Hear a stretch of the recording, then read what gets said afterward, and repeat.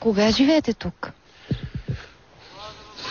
От хан Аспарух по време. 681 година. Ти оптимист ли си по принцип? Не, аз съм си обикновен човек съм си.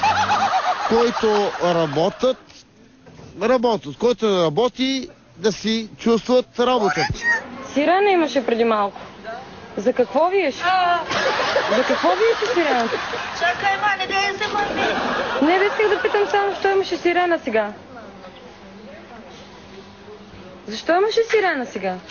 Болно бях пари, защо ми стана? Сирена. Нема сирена. И ние дойдохме малко да си берем тухли. И аз имам 5 деца. Не, в момента не крадем. Ние се взимаме, това не е кражба. Аз не мога да си изхрана 5-членно дете с 150-60 лева.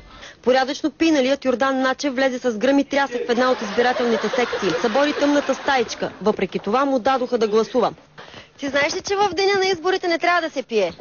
Ама днеска пи. А сега като си в такова състояние, знаеш ли за кого гласуваш? На три. На три съм. Нали? Къде се къпете тук? Къде се къп по клозето? По тоалетната се къпеме. Къде да се къпеме? Ако има пари, всека седмица. Ако има пари, президент ще се къпим. Според вас бяха ли взети подходящите мерки, за да се спре хепатит? Колко за колко? Епетит, ще има и холерия тук. Хората заклагат циганите. Вече излагаха циганите за кокошки с грип има. 25 и 4 ерета, 4 зайкини, 3 кози, ерета 2.